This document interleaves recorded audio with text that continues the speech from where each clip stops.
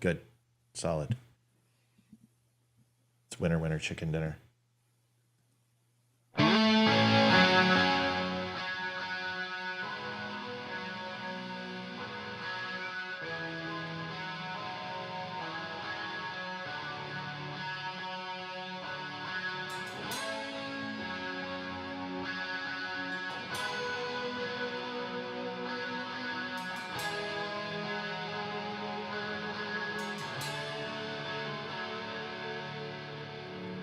Sorry, folks. No pre-show tonight.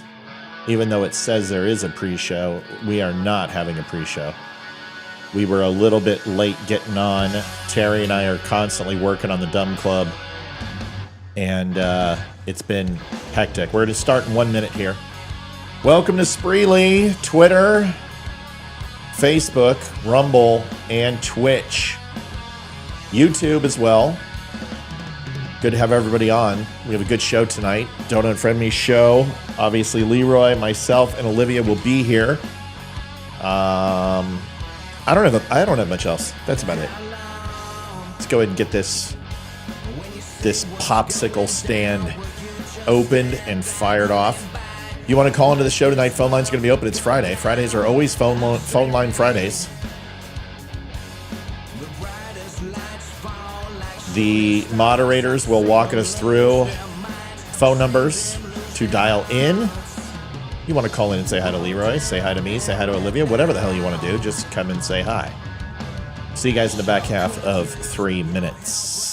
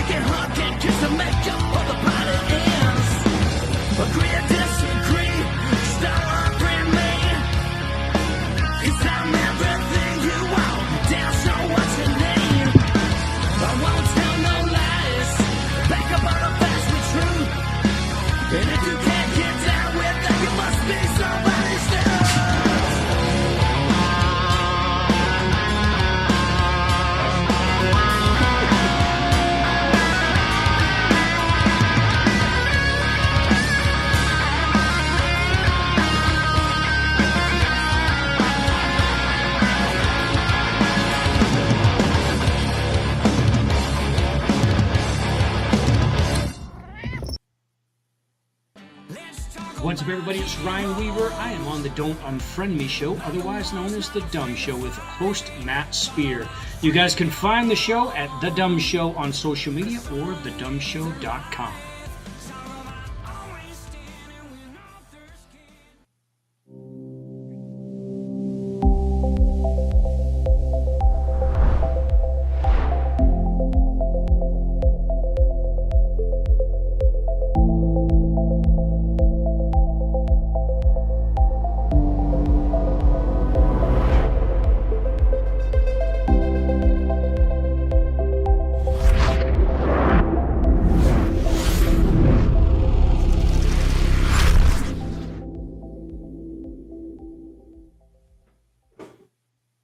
Adjusting transmitter output. This is the Don't Unfriend Me show with your hosts Matt, Leroy, Amy, Olivia, and Mike. Geopolitics, military analysis, and election coverage. Coming to you live on the Spreely.tv network and all major social media channels at The DUM Show. Honest, direct, Unfiltered. We can agree, we can disagree. Just don't unfriend me. So here's the deal. Yeah, I'm going to flip those cameras because Livy's got to be in the middle because, two guys, seriously. So someone said, how do I become a Dumb Club member? The gold cards I'm working at, we don't have gold cards yet. But if you want to become a member of the Dumb Club, you go to thedumbclub.com. Real simple. And I'll show you what it looks like. It's pretty easy. Come over here. Stop trying to get in the middle, dude. Leroy, I know you got a little man crush on Matt there, but saying. come on, dude. I do. I mean, who doesn't really?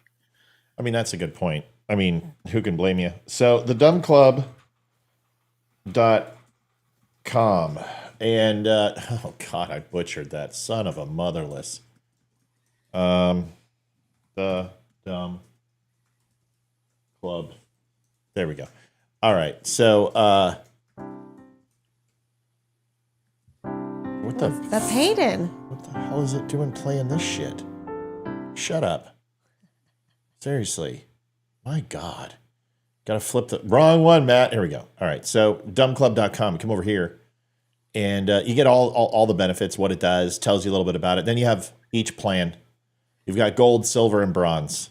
And it varies, right? So what we wanted to make sure we did is the quarterly gift box alone is probably worth the price of admission. So that's going to have, a bunch of different stuff. Try the dumb beef jerky, coffee, shirts, stuff like that. And then you also get personalized video, personalized photo, local Dutch meet and greet. If you're in Virginia, come to us with breakfast. And we're also going to have a quarterly breakfast down at Tammy's where everyone's invited if you're in town.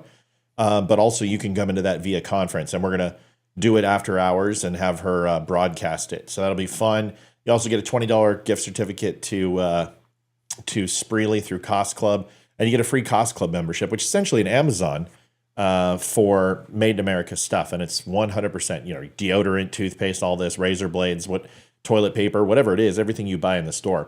Plus, you get a 20% discount on the store, which is good. A bunch of other stuff. Monthly newsletter, no advertising on your news. It's worth it. So there's 3 different levels, and you would come down here and you would select your plan. And then obviously from here, you select which plan you want. Then you go here and you go and put in and submit. I can't because I'm an admin. It'll ask you some questions. What's your birthday? What's your shirt size? We want to know that stuff so we can send you a little something on your birthday. Then you put in your username, whatever, and then you're in the Dumb Club. And it's pretty freaking. I would say I've checked all the clubs out there. I would put this in as one of the best values. And some. Sorry. I'm moving the shit together, dear. I'm moving the music right now. I'm moving the music. But anyway, what's cool? I mean, I've seen the Crowder Club, the Mug Club, and seen Shapiro. They're not impressive. They say they're going to give you content. They don't give you content. They say we've got our first conference scheduled. So on the 27th on a Saturday, Olivia and myself, I've invited Leroy and Amy if they can be there. Great. But it's not for anyone else. It's just us. So we're going in a Zoom room and we're having a call, and that way we don't feel really weird about getting online. It's not recorded. We just get in, we talk, we chat, we just get to know each other as like we have on the show. So that's it. So anyway, if you're interested, that's how you do it, is you go to thedumbclub.com. Welcome. May I ask what time what time the call is? What time's the game? I'm looking right now. That's the big. That's the big one right there. You said 27th? Yeah. 2:30 to 4:30. Oh, we got plenty of time. It's going to be noon, and it's only an hour. So it's only an hour. Oh, that's perfect timing. He'll have to be at the field at 1:30, so that works. Yeah, we'll be great.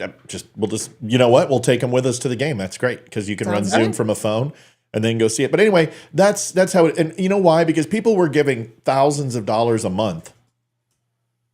Well, $27.50. It was incredible last month. You guys are amazing. And honestly, we lost a $3,000 revenue stream from Facebook. So, you guys made up for that and we appreciate it. And we're like, well, instead of just giving money all the time, why can't we just give something back? And then that will encourage people who don't just want to donate. I mean, let's face it. Some people just are like, you know what? I don't want to donate. Well, this way you get something for it. So if you want to, you can join the dumbclub.com. You can go to the dumbshow.com, pick up your Red Friday shirt. I love the Don't Unfriend Me shirt, Leroy. I haven't seen that on you. That looks good. Thank you. Yeah. I fill it out nicely, don't I? Because I've got A cups, so it works out. Yeah.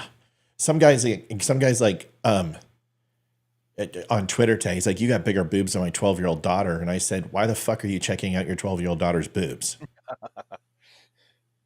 He's like, dude, I was just messing around with it. You're built. That's not what you say. That's not what you said. That's not what you say. That's not what you say. You don't compare a guy who's built with a woman. And and the funny totally different. And the funny thing is, it's like, bro. Well, certainly not your daughter. That was the point. I'm like, and even if it was a compliment, it's not, because the thing is that people will try to say whatever they can to you to hurt your feelings. And it's like, bro, I know what my chest looks like. My wife knows what it feels like. And trust me, there are no complaints about my chest. I don't, they just do that. You can't even grow a beard. And I'm like, are you fucking kidding me? Look at this thing. No, he keeps it short on purpose. Yeah, dude. So, unless you're talking about the other beard, but no, man, I'm not rocking a dick fro.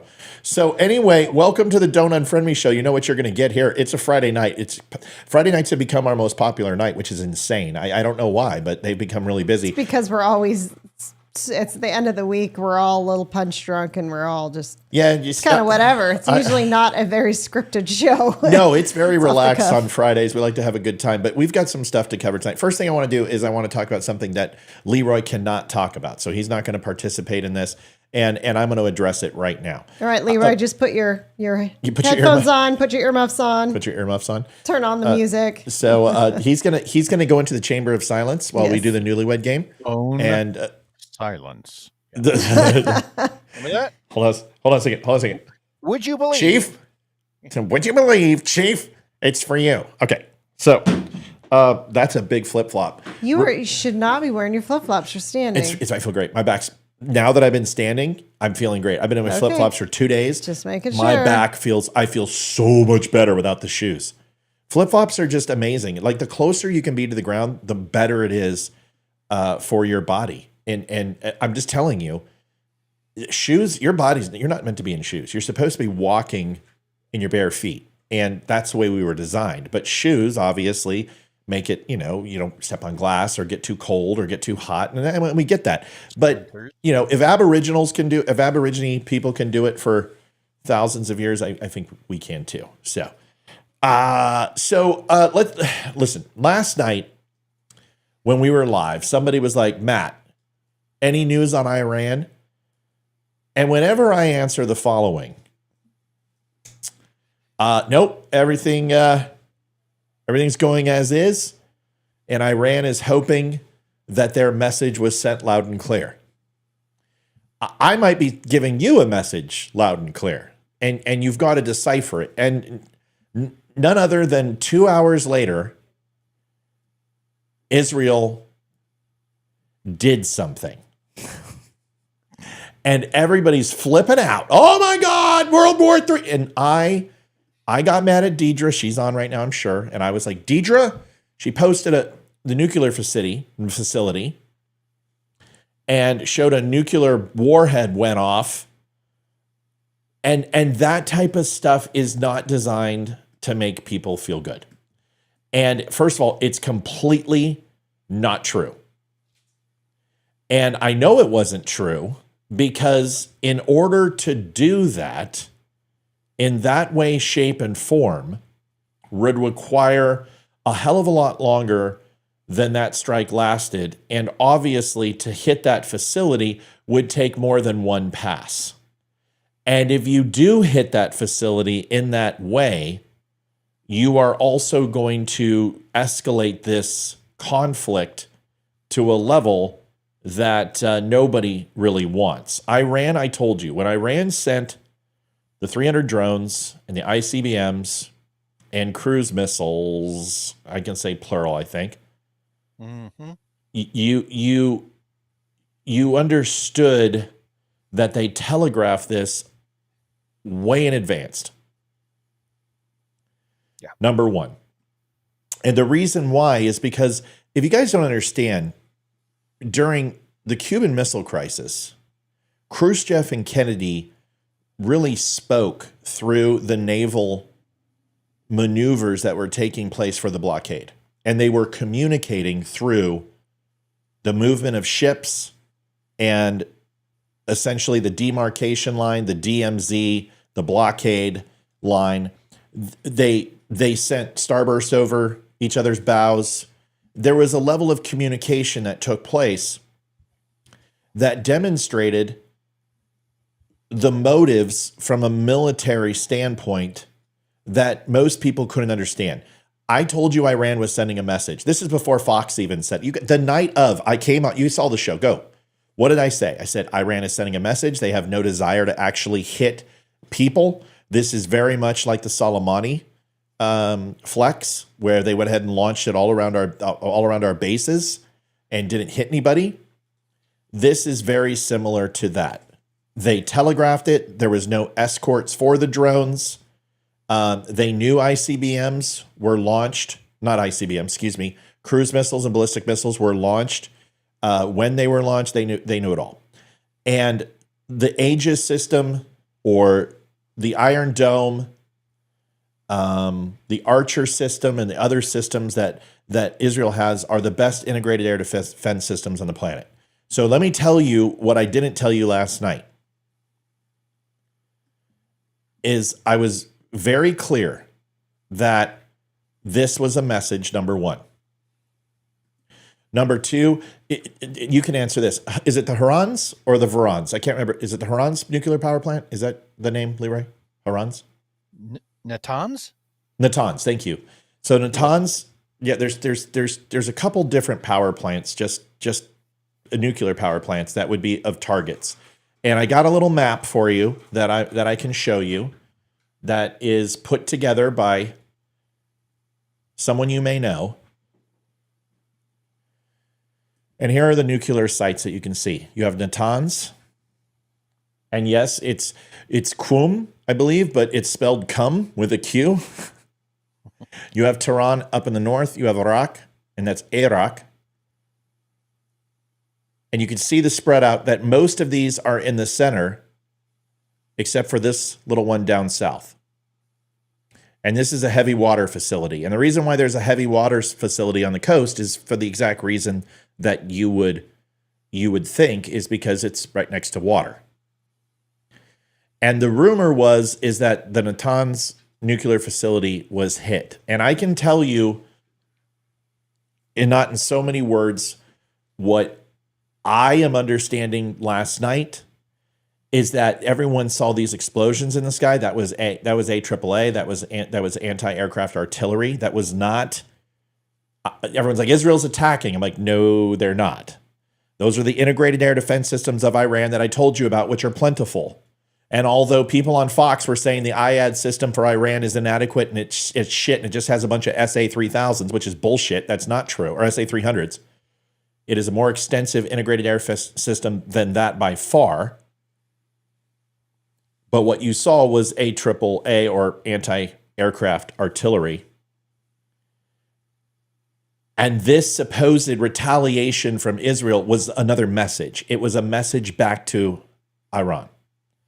And it was simply saying, you sent in 350 foreign military-style aircraft and ordnance into our country and did very little primary damage, but did some secondary, because that's what happens when you drop, 150 kilogram type missiles in the air and drones and everything else that weigh enough to do damage when they come down. And although they saw some strikes on ground, they did not hit their targets. And yes, Israel's nuclear facility had some collateral spray and damage, but it was secondary. It wasn't primary.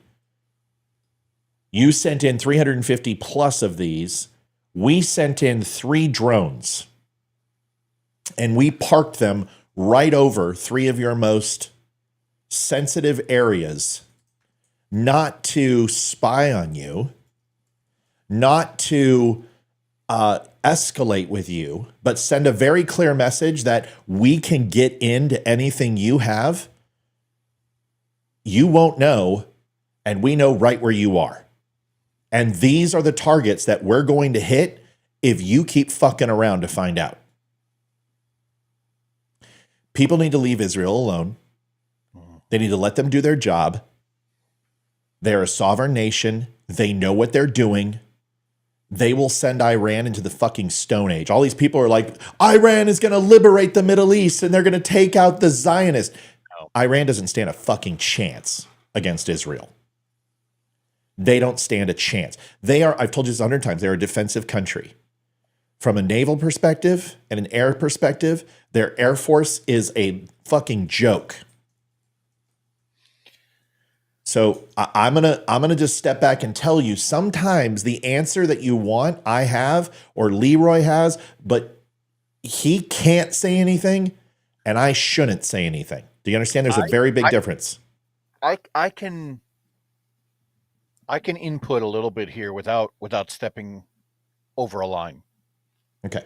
Iran is one of those countries where they run such a propaganda campaign that they will occasionally publicly release that they have some new fighter, some new tank, some new technology to basically say, hey, look, the West fears us. We have this, and this is why we're going to win, right? And it's all political. It's all optics based. And so occasionally you will see that. And you have to remember that optics piece, because to Matt's point, I've been doing this for a long time, and I have never seen a more telegraphed attack. They informed Israel not only when they would be firing, but what they would be firing, the flight path for which things would be. So this was all intended to say, hey, look, we're going to be firing this stuff. This is forewarning. Yep. And we're giving you enough warning so that no damage happens. That's right. Because if you really wanted a war, if you really wanted to do a war, right? If you wanted to execute one, then surprise is a lot of the element of that, but that's not what happened. That's right. And so the idea there is that the message is that we're letting you know so that the retaliation isn't as extreme. Correct. So that when they can park 2 or 3 cruise missiles above them and hit without Iran even really knowing about it, that sends a very clear message.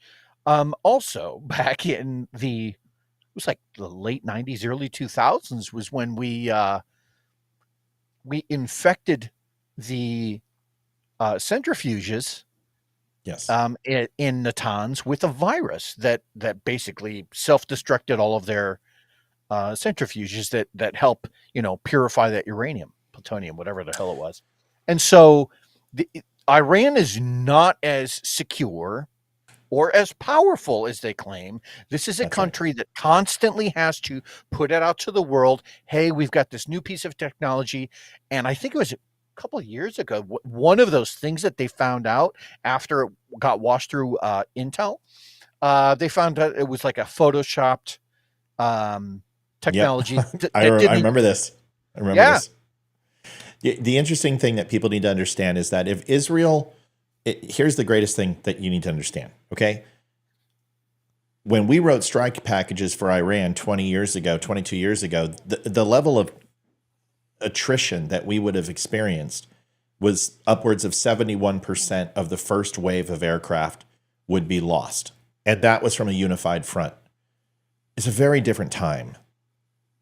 And although Iran's coastal batteries and a lot of their mobile surface to surface, it creates problems, our over-the-horizon technology is so advanced in the United States. Israel has 50 F-35s. They don't even need to leave their airspace to hit Iran. They don't even need to leave their airspace to hit Iranian aircraft en route.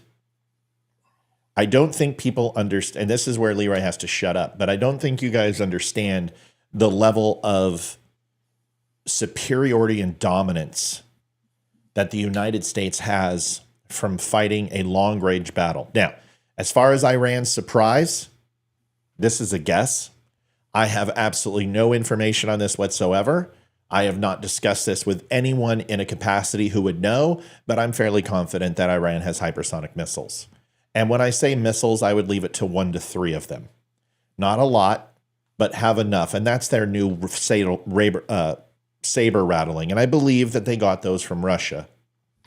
And probably when they sent the mercenaries up to Russia to help with Ukraine and some other things that Russia gave Iran hypersonic missiles. And the reason why I believe this is because they have been accelerating their ICBM program. And as I told you, there was a test of an ICBM successfully done by Iran less than 60, 75 days ago. You don't advance your ICBM program that quickly unless you have a country who understands that. It's not China, pretty sure it's Russia. And I would assume that a hypersonic missile probably would be given too, because that's kind of their last strike weapon, right? If they're in a situation where they get hit, whatever happens, they have the ability to put a hypersonic missile in play, which can hit variant degrees of aircraft, naval vessels, or standalone hard targets. So that's my gut reaction to all that. I'm pretty good at this. I'm assuming Leroy won't say a word. I have questions. And I won't say it. Can you say a word, Leroy? I can fill in a little bit. Okay, fill in a little bit. But I want to hear Can I Olivia. ask a question Yes, first? yes. Go ahead. Ask your question, Liv. What is the point if you're trying to attack someone telling them every Okay, so they're part not of the trying plan? to attack. They are sending the Middle East is you have Iran and let Leroy chime in here in just a second and add his context to this. You have Iran, which runs 7 to 8 different proxy terrorist groups. Hezbollah, you've got JIP, you've got the Islamic Brotherhood, you've got Hamas, you've got the Houthis, you've got the IRGC. I mean, I can go on and on and on. And they all report to Iran and are funded by Iran. Now, keeping a leash on these people is extremely hard. But remember, their loyalty is not to a country. Their loyalty is not to the almighty dollar. Their loyalty is to Allah. And their loyalties are to be funded so they can commit terror and war on the infidel. And when Iran loses face, you lose control. So if Iran doesn't respond and do that to Israel, they're going to lose control of those proxies. If you lose control of those proxies, Iran no longer can make war in an effective way. So what they did is they launched it from their soil, which has never been done before. And Israel launched it from their soil to hit Iran to send a very clear message, which is you're going to face us, Iran says. And Israel said, that's fine. You're also going to face us. It is a very clear message that they both kind of rattled their sabers. They sent a very clear message. They said, we have the capability to launch all these things at you without warning. Israel says, fine, we can go ahead and put 3 drones and a couple of missiles where we want to. And then now they back off from the table. The proxies gain a little bit of passivity towards Iran. Iran gains a little bit of loyalty from those terrorist groups.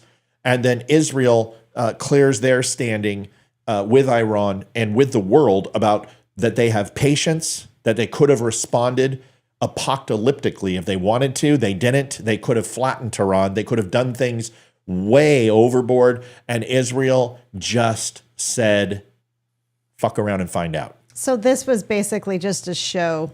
Show of force. It was just a show. Show of force. They didn't on both sides. They On didn't both want sides. any damage or anything. That's right. It was That's just right. a show. Yeah. Okay. No, a show of force. Yes. It's optics. That's all it is. That's all it is. It's the same thing when China launches missiles over Taiwan and splashes outside of Japan. It's a message. It's just saying, hey, we're still here. And by the way, Japan, we can reach you too. It's sending a very clear message. It's just like the Cuban Missile Crisis. We put missiles in Turkey. Khrushchev puts missiles in Cuba. There's a message. It's a chess game. Leroy, I'm going to shut up and let you go. Go ahead. Well, I just wanted to add something. So, because you brought up a really good point. Because of all of these separate proxy groups that are all being managed ultimately by Iran. So what Matt was talking about between the Houthis, Hamas, Hezbollah, etc. There's like 9 different groups, right? The point to all of that is that for any one of those groups, right, to cooperate requires a common enemy, because the groups by themselves, they're a split between Sunni and Shiite, right? So without that common enemy, they would destroy themselves. Okay, so this is why you see part of this optic, part of this message being put forth, right, to make sure that that doesn't happen. This is why you see groups over in the Middle East saying, death to America, which is now being translated here. Now you're starting to see those same types of, what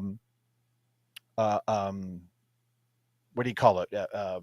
Rioting, right? That's why you see a lot of those riots where you see these people in New York now starting to chant that, right? Because they're supporting either Iran or Hamas or, whoever the hell the flavor of the day is. Today it'd be Hamas, tomorrow it'd be the Houthis, God knows who it would be later on. But the point is that if you don't give them that common enemy, that entire area will tear itself apart. And remember, Iran's focus on this whole thing was to interrupt the Abraham Accords. That's the whole reason this is happening, is that they haven't really done anything since 2021. And second, which is too long, because the bloodlust of the terrorist groups are like, the monster needs to be fed. Okay. That's the way you got to look at it. The monster needs to be fed.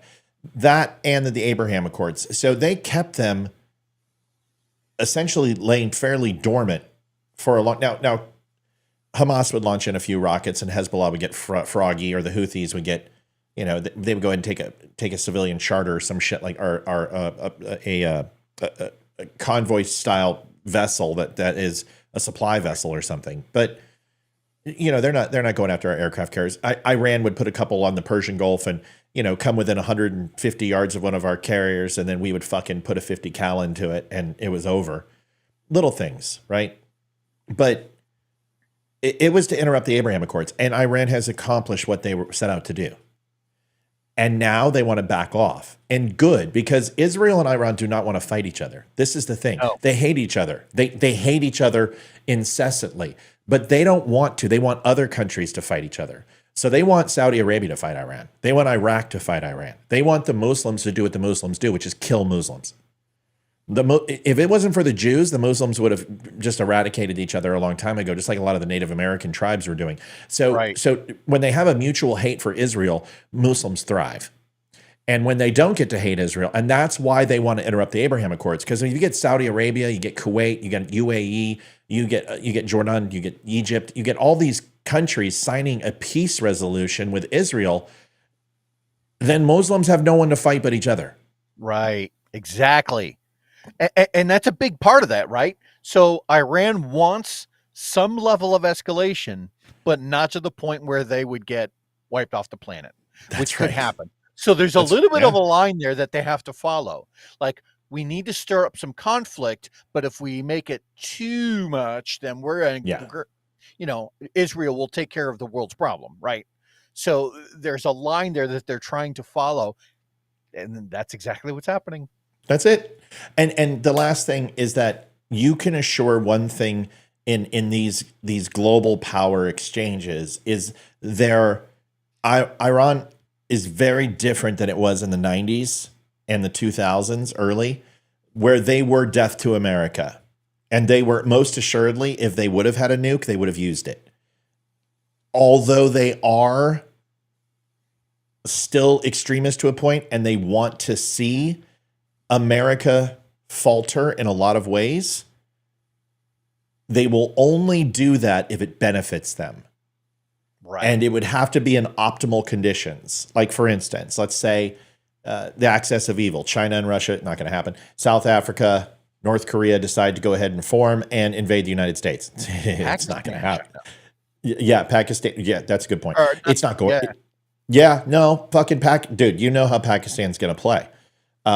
India's the one I was thinking of. Yeah. Once we start going, India and Pakistan will destroy each other, and whoever's left will join whatever side is. Yeah, you know. So anyway, let's just say that happened. Iran very well and could, as the United States is enveloped in a world war, attack Israel with full force, with several other Muslim countries. That would be an opportune moment for them to do it, right? Or bring a suitcase nuke over here if they had the capability. They would only wait for optimum conditions and when the United States is at its weakest, because they know what will happen. They don't have the firepower to sustain and take out the United States infrastructure, its carrier groups. If Iran blinks, Russia will not be able to save Iran. China will not be able to save Iran. Iran will be a fucking glass parking lot. If they struck the United States in that way with mass casualty event, Iran would be blown off the map. Yeah, hands down. Nothing would save them.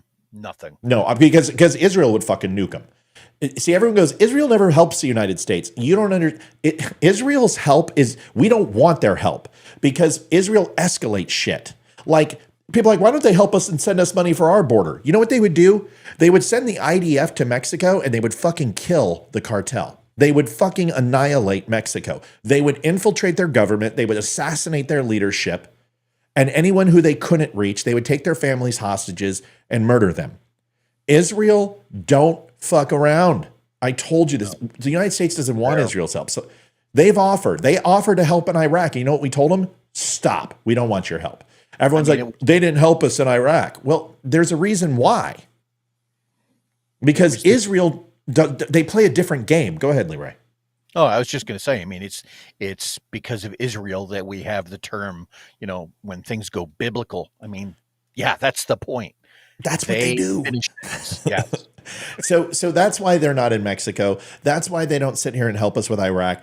And because also they have to live there too. So you have to understand is that stability in the region is the United States' overall goal. And if you have Iran getting involved in Iraq or hitting Saudi targets, then there's never, ever going to be an opportunity for peace, because what they will say is that it's okay if America kills Muslims, but if Jews kill Muslims, Jews need to die. You have to understand that is the way. 3,000 years, folks, 3,000 years. So there's your answer. I hope it makes sense. This is not World War III. This is not the end of the world. This has been going on longer than any of you could possibly even remember in history. Israel, Fox News is like, Israel's not done. Yeah, I think Israel's done. At least for a while. Got another question. Go ahead. It's actually from Kevin. Does Israel have the bunker buster, and would that penetrate a hardened target? No. Yes and no. They've got bunker busters, but they don't have the ones we have. We have the ones that will hit their, as far as their hard water reactors. Yes. As far as some of their overall plants for rod making and stuff. Yes. But if you want to get their two main nuclear facilities, it is going to take repetitive bombing and seismic activity to destroy those. It's not going to be one bunker buster. Now, the United States gets involved. I'm not going to answer the question of how many that would take, but if Israel did, they don't have the penetration power to get to, at least from what I know and my knowledge, and I'm pretty familiar with Israel's armaments, that they could hit and destroy that facility. That is a reinforced bunker that has been built over the last 35 years. They have put millions into those structures. I'll let Leroy say something. I didn't have anything on that. I was, while you were saying that though, I was thinking back to the earliest days of this current administration. I heard it in the news just a day or so ago, where Democrats call the Republicans warmongers. Like that's just like part of the party platform. It seems is that Yeah. that's where the first point when they point that finger and they say, "You guys just love war." And I thought to myself, from the very beginning of this administration, we've had a ship withdrawal from Afghanistan. We've had Russia into Ukraine. We've had a much higher elevation between China and Taiwan, waiting for that one to pop off. We've had Israel now fighting first Hamas, now Iran, and I keep thinking to myself, don't forget the Congo. Yeah, how are the Republicans the warmongers? Like, why are we? Is there not? And the best response that we've gotten from the White House is, "Don't." Right. That was it. One word, and said in such a monotone, "Don't." And you're like, what the fuck does that mean? Like, this cannot be your foreign policy. If you really cared about saving lives and stopping war, right, you would make some calls, man. Get on the phone, like start making some deals, something. Yeah. Somebody ban Hagar Quasimodo. Someone ban his ass, please. He is on Facebook. Hagar Azumadu. Get rid of him. Kevin just asked, does Israel have the Moab? What is cleverly named the mother of all bombs? It's a thermobaric bomb. First of all, the mother of all bombs is not the biggest bomb that is non-nuclear. Russia actually has the biggest, and its yield is about 1.5 to 0.75 times of a bigger payload and yield than the Moab. And that is the largest thermobaric bomb, I believe, on the planet at this time that we know of. Leroy can either confirm or deny or not. Okay. Okay. So that's my understanding. You asked the question, does Israel have the Moab? Israel has 2,000-pound bombs. Okay. They don't need anything else in Gaza. Okay. Gaza has sandstorms and flood. They don't have earthquakes. They don't have tornadoes. Their buildings are not reinforced. It doesn't take much to bring those things down. You've seen JDAMs that are coming in, 500-pound JDAMs that are bringing buildings down. It doesn't take much. And a Moab is a single target device. It is not designed to be a precision instrument. It is I want to blow up a square mile and kill everything in it and suck the oxygen for a matter of seconds to then when people take breath in their lungs, incinerate and burn their lungs so they die. That's that kind of weapon. It is a last resort weapon specifically used when people are going into tunnels or caves or going into an area where they are trying to flee, and it just blows up a square mile. To answer your question, yes, Israel has 76 types of different yields of thermobaric weapons.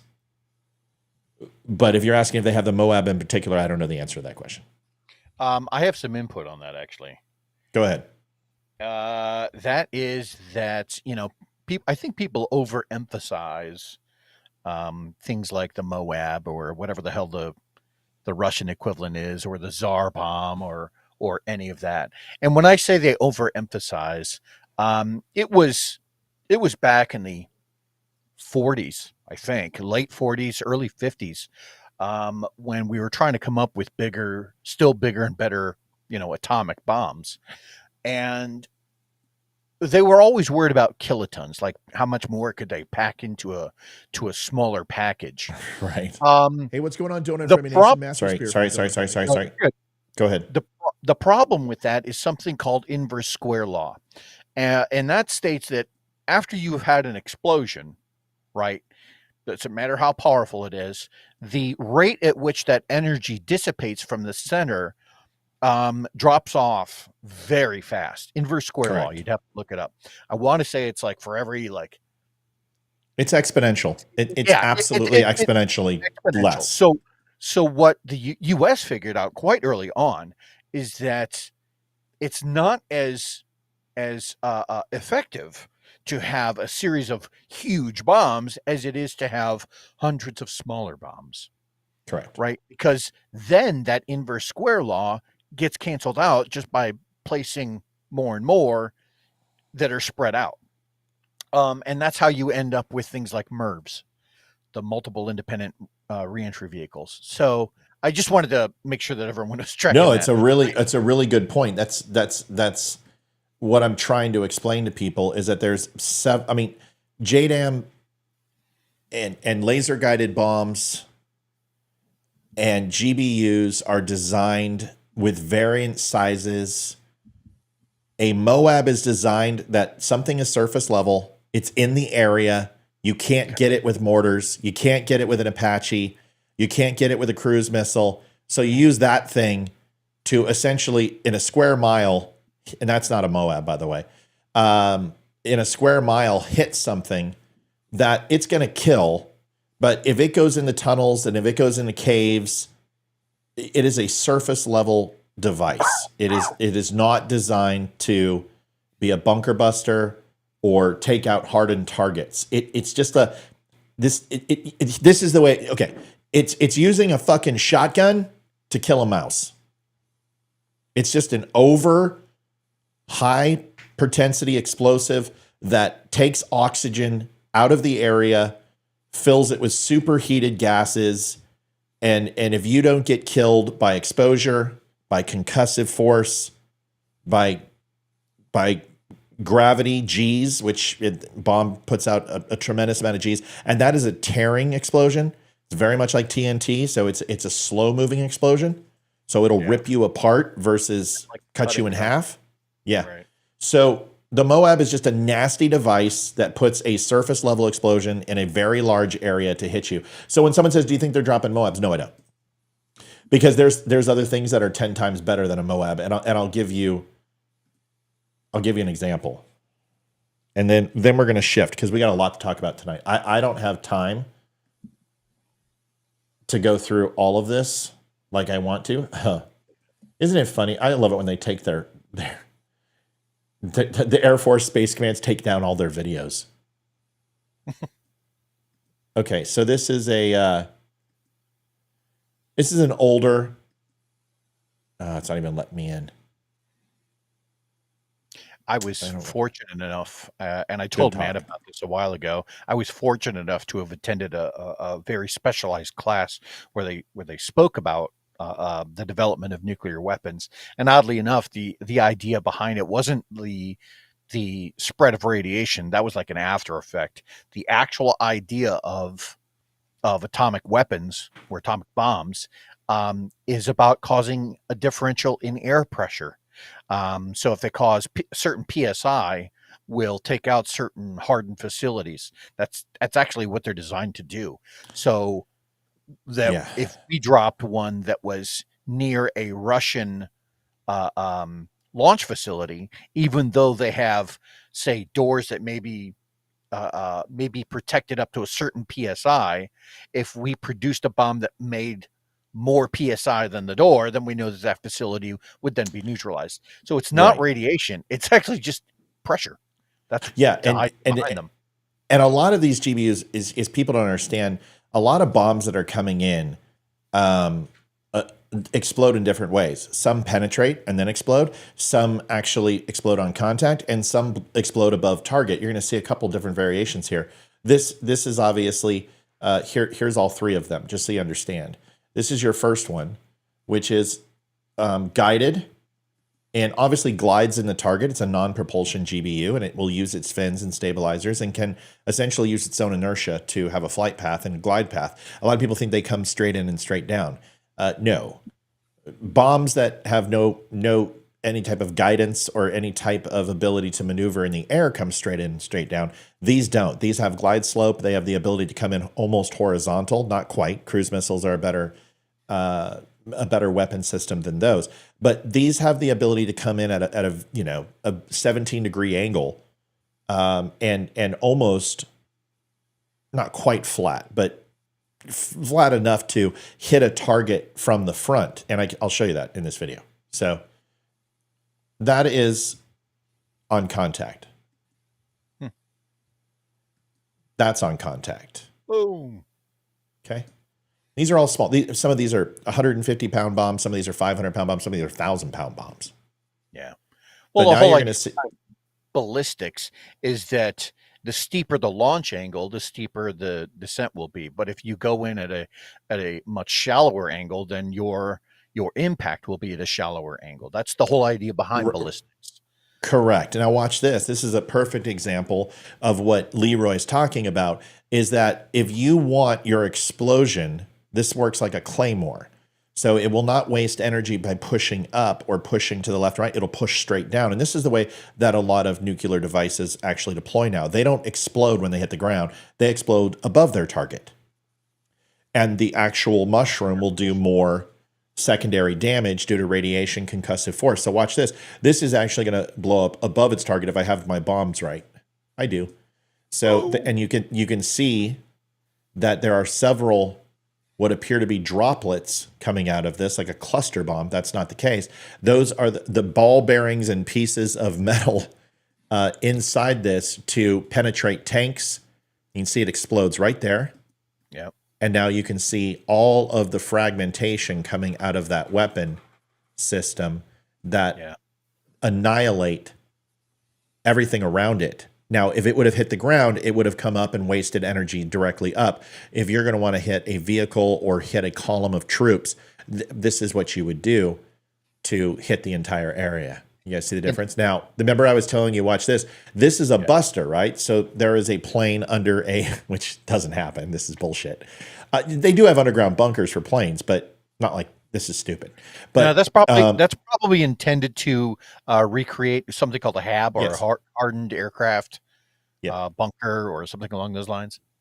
Yeah, and it just wouldn't look like this, and it wouldn't be dirt. But I'm just saying, for aesthetic purposes, the anal retentiveness decorman inside of me is saying, God, that would just kill the intake of that engine. I understand it's a mock-up. It's a joke, folks.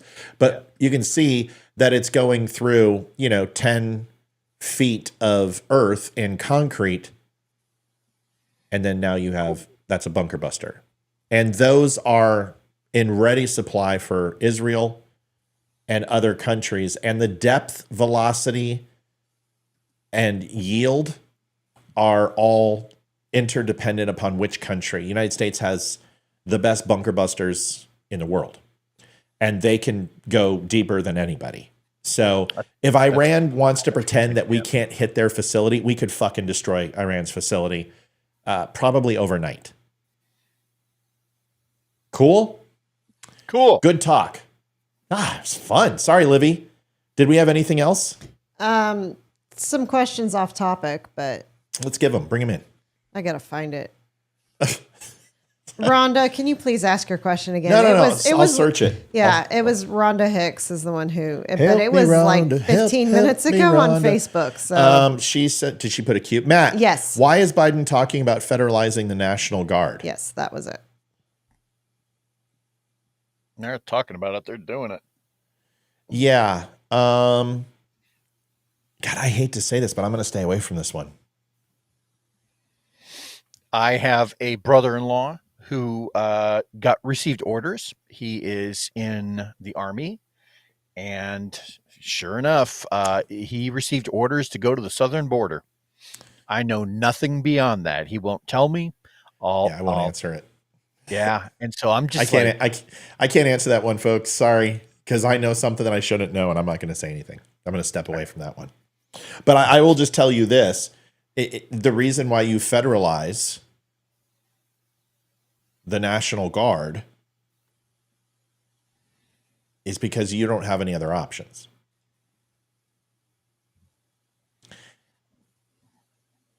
That's the best answer I can give you. In the sense that for the last 3 and some odd years, has Joe Biden expanded the Border Patrol? Has he expanded ICE? Has he put the amount of men that they need when they've said we need 5 to 10 times more men than we have? No. For the last 3 years, it's been one of these. Yeah. So that's when you're just thinking of the border. I want you to think past the border. Listen to me. Listen to the words coming out of my mouth. What's another reason why you would federalize the National Guard and put them on the border?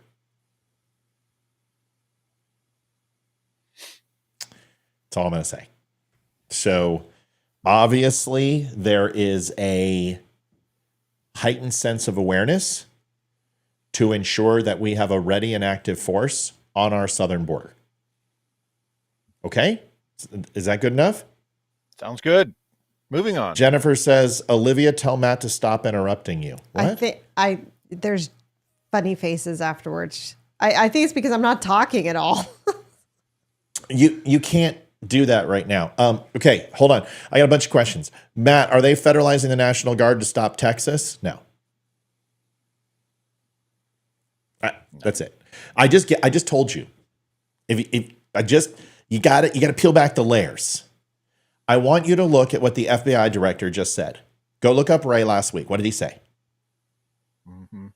I want you to go ahead and look at some of the intelligence traffic that we've been receiving and picking up on of an increased communication of what? If you have the ability to go look at our threat assessment level as a nation right now, remember what we did after 9/11? That thing's still in existence. Why don't you go take a look at that? And then put 2 and 2 equals 4, and you'll know why he's doing that. But I can't say anything else. No, Iran's not lurking. No. Okay, I can't say anything else. I'm done. How safe is the military in Japan right now? Extremely safe. Very. You've got Okinawa. You got a shit ton of Marines. You've got Air Force in Hokkaido. You've got Yokohama with the Air Force. And you've got Yokosuka. You've got a very strong military presence, and our fleet is not in port. So you can go ahead and hit those. Go ahead. This is my Com7's fleet is my baby. So just go ahead, Leroy. Also to say that in all of the world, we have the largest navy in the world, but guess who number 2 is? Yeah. That'd be Japan. They have the second largest blue water fleet in the world, and it is. You're not. It's Japan's safe. Yeah, you got to hit Japan with a nuke. You want to hurt the U.S. Hit Japan with a nuke. You better kill all of them because China has gotten their ass kicked by Japan several times. Japan don't fuck around. Bigly. So we had to kill 760,000 of those little bastards all at once. Trust me when I say they don't mess around. All right, I need to shift gears because my poor, beautiful, sexy, gorgeous. God, she's hot. These are the conversations you need to have on the days I'm not on. Well, then we would have them every day lately. Oh, mic drop. Little foreplay, baby. Just a little foreplay. Just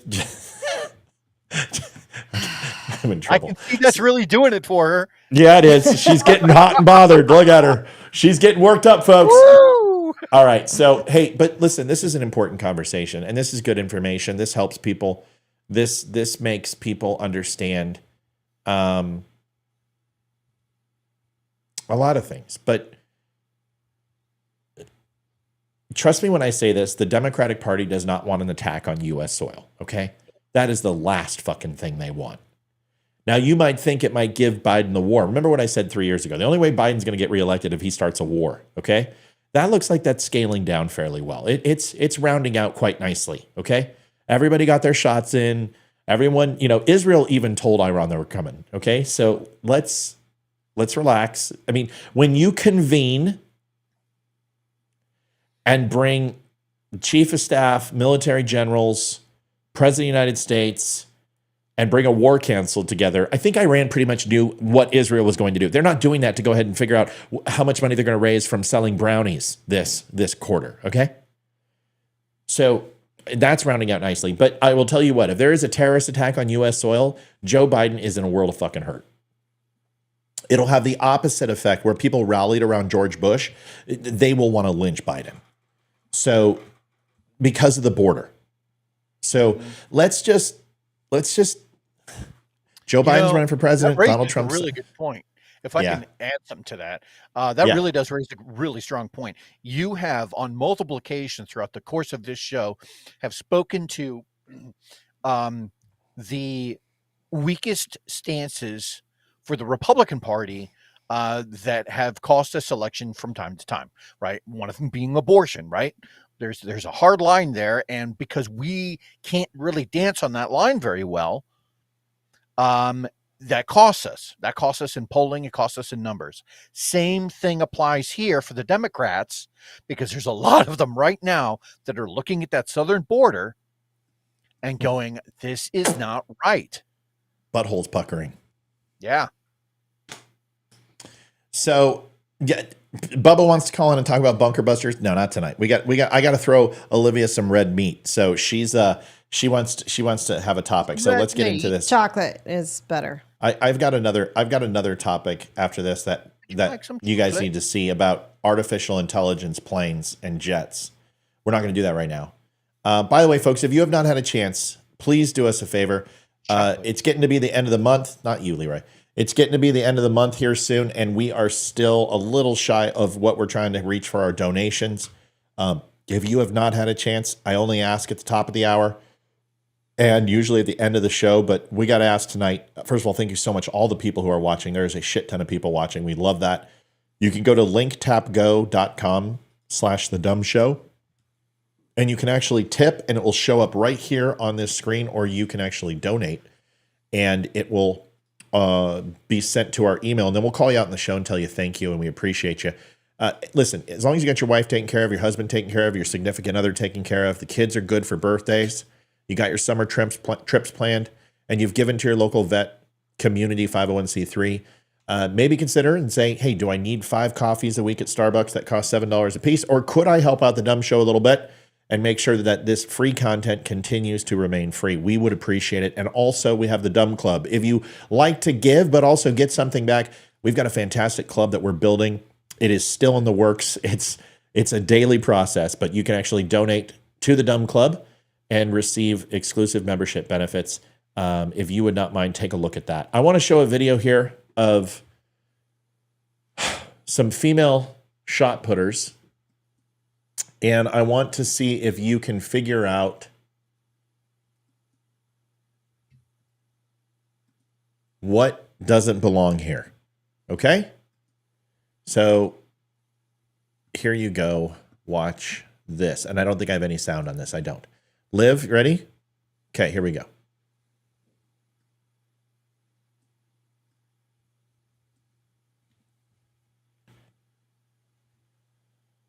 Huh?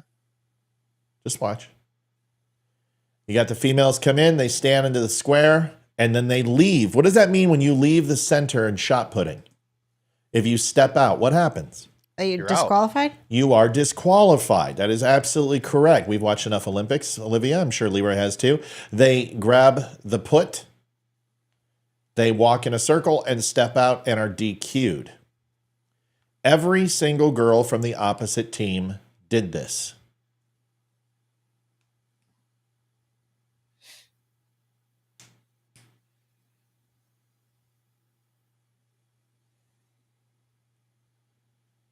Was there a I'm going to assume yeah. something.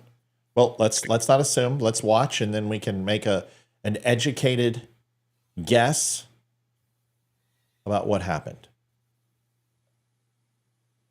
Step in and DQ.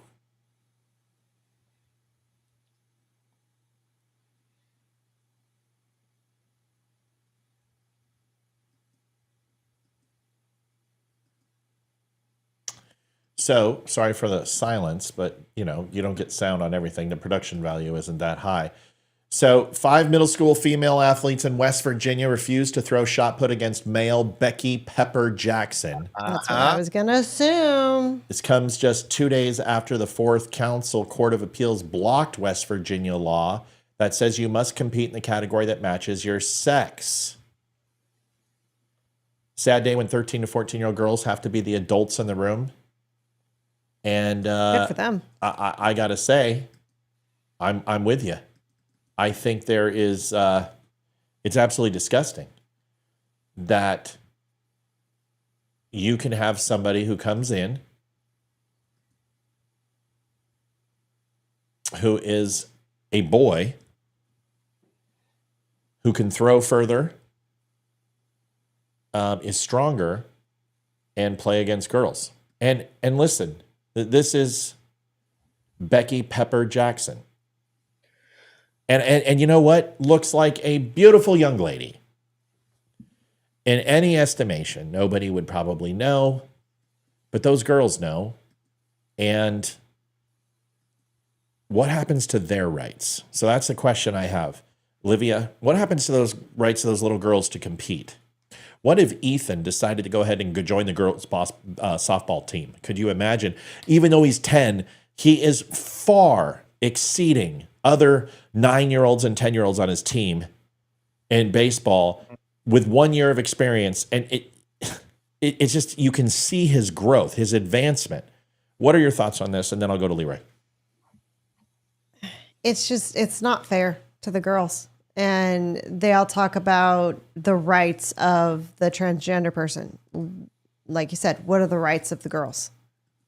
The girls have rights too. The real girls. Exactly. And it should be a rule that the sex you were born as is the sport you need to compete in. Because it isn't fair to compete against a boy. It's not. They're faster, they're stronger, they can throw further. I mean, it's just, look at the NBA and the WNBA right there. We're going to talk about that too. That's directly related. Look at NHL and then look at the women's hockey team. Oh, all right. Hold on. No Let her comparison. finish, please. There is absolutely no comparison. And it's just, I would be livid if Hayden played sports and she had to play against a boy. I'd be mad. And if Ethan came to me and said, okay, I want to be a girl, I would not let him compete in sports. Sorry, you can play on the boys team or you don't get to play. It's not fair. Thank you, Mr. Boone. Appreciate it. Thank you, Boone. There was never this issue. I was a jock growing up and I played a bunch of different sports. This was never an issue with me growing up. Matt, go back on that picture right there. I know. That's why I brought it up. Yeah, never an issue at all. And that one. I don't know why it's such an issue now. And if they wanted to compete sports, they should be competing with the boys. And I know why half of these kids are doing it. It's because they suck and they can't compete against the boys, but they want to win. So they're going to pretend and they want to win a medal and they want to win first place and they want to win, but they suck as a boy. So they're going to say they want to be a girl now. And so they can feel like they've accomplished something, which they haven't. Yeah. And that's my opinion. Yep. Leroy? So I will blame the guy here. But first thing I wanted to do is point out that the dude in the green dress right there has got ginormous hands. and not just ginormous hands, but as a 13-year-old is the size of a full-grown female. Yeah. I'm looking at his hand. Well, I'm looking at his hands going, where's the first thing my mind goes to? But there's another part to this, right? There's the messaging. There's the messaging that gets pushed down, right, from not only the parents, but also from his local gender clinic. One that says, oh, if you think you were born in the wrong body, you must have been, right? And that's how we get to this gender affirming care, where all of a sudden how you feel means that is your reality. Right. How you feel, if I feel tomorrow like I am a 52-year-old woman, well, then I am a 52-year-old woman, and now I can demand that everyone call me ma'am, right? And that's how we get these wonderful memes on the internet. Now, the problem is that when it's one thing to see it in the comedy view, it's another thing entirely to see it taken as serious, like a mental health issue. And now we've run into this class of politics, right? It's called identity Marxism. And what it is, just like old school Marxism, it used to be the separation between like classes, and then that moved on to, rich people versus poor people, and now it's boiled all the way down to no, I want to be a girl, and I blame society for how I am, and now I demand that you accept me for putting on this fake woman suit, right? Yeah. And so there's so many disadvantages, specifically in sports, not only in the trades, that it's just not right. There's a reason that men are the way they are and women are the way they are. We are physically different. Women have different hip structure. They have more connections from front to back in their brain than men do. Their DNA is different. There are so many beautiful things that are different between the genders, and what this is saying those don't matter. Your gender is how you feel, and it's not true. I'm texting her.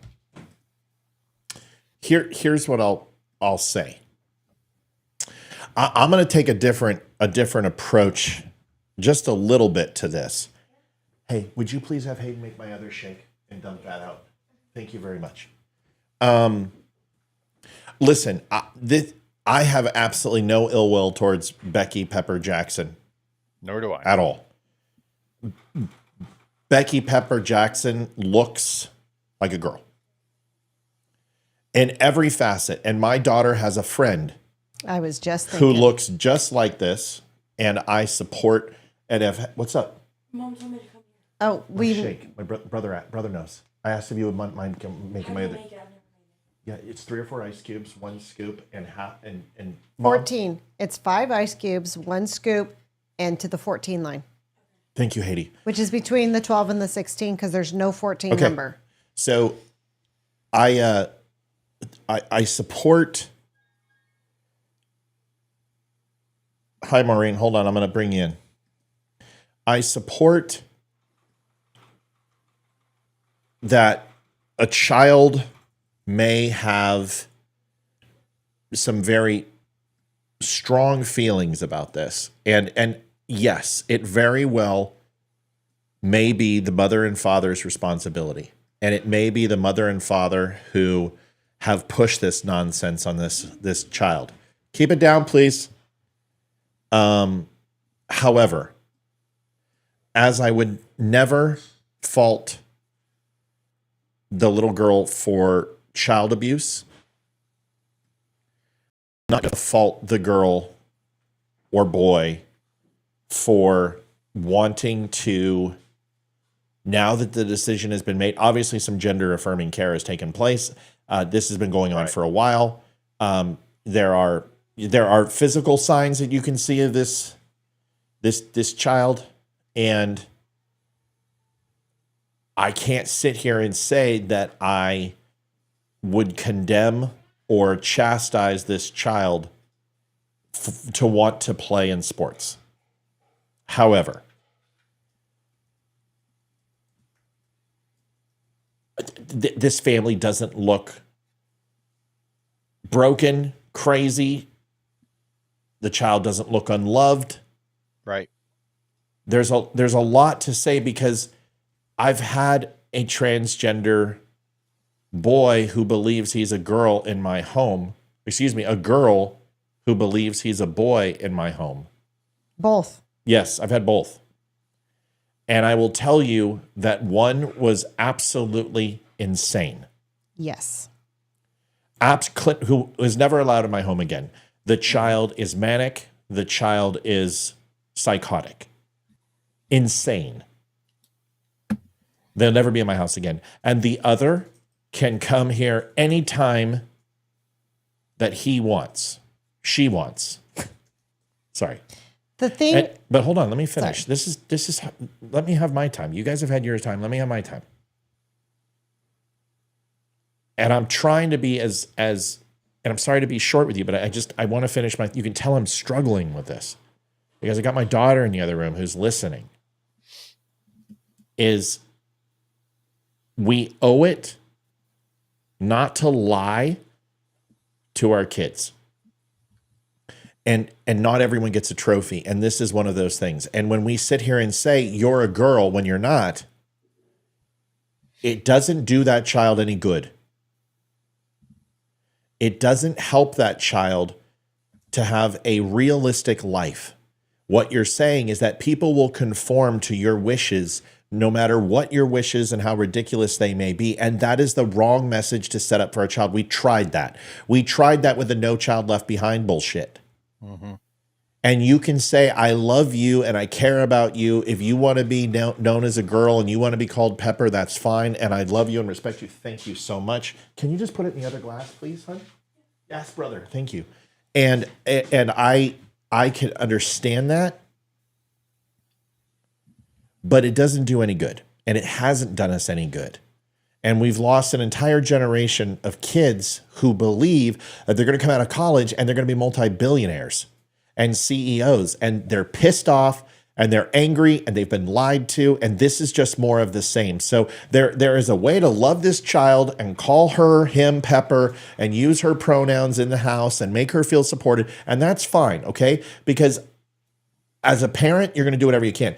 But if you expect everyone else, expect everyone else to do the same thing, you're setting up an unreasonable expectation for that child's future. Maureen, I want to get to you.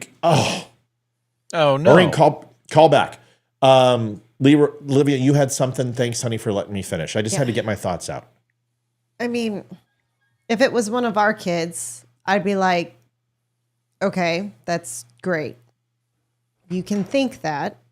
You can dress like a girl. You can dress like a guy. You're not competing in sports and that and what you think you are. And when you're 18, we will discuss more options. But for now, you can pretend. Why can't parents do that?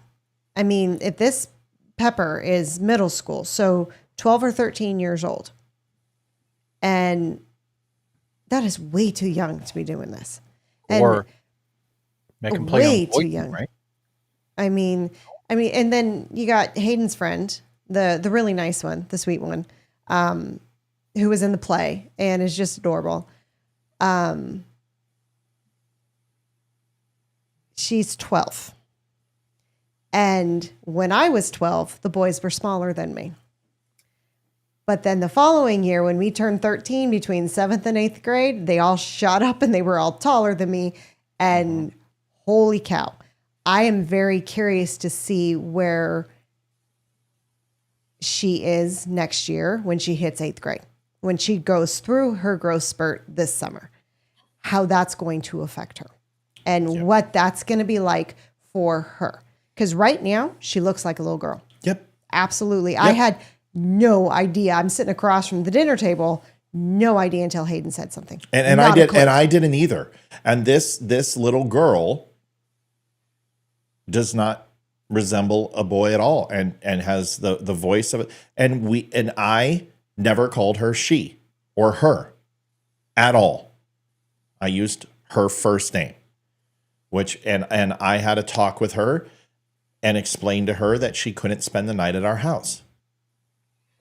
Not because we didn't want her to, not because we were against it, but because a boy is not going to sleep in my daughter's room. And I am not going to allow someone who I don't know to sleep in my son's room.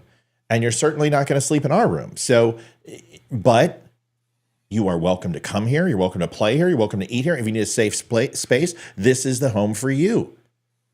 And she was very respectful and kind. And I won't use her name. That's why I have to use she right now. But I will not call her a girl.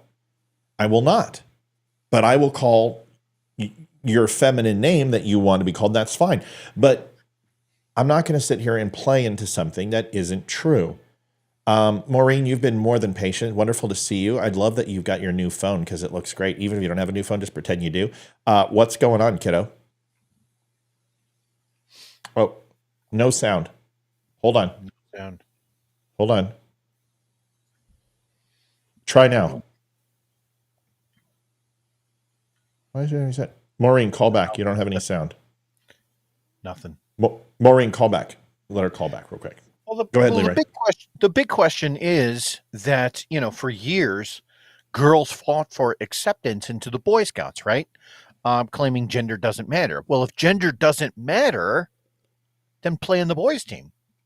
That's right. Right? And that's true. But this is, listen, none of this is Pepper's fault. No. It really isn't. This is a parent's issue. And I want to know where the dad is. How come every single one of these girls, there's never a dad in the picture? What? Dad should be just as proud. Why isn't he there? Because dad probably isn't in the picture. Probably. And that has a lot to do with this. And Did mom want a little girl and not get one? That's what I'm wondering. it's hard to say. Maureen, how about now? Maureen, did you select your mic and hit yes and make, because everybody else is on, Maureen. everybody else is on the same program, Maureen, and everybody's working. So it's not, Leroy wouldn't be able to talk. There's something going on with your phone. You have it muted. You didn't sign up to use your onboard mic. You've called in before. You want to try to reset? Can't hear you, kid. Restart your phone, call right back. Okay, so now that we've talked about this, I got to talk about this because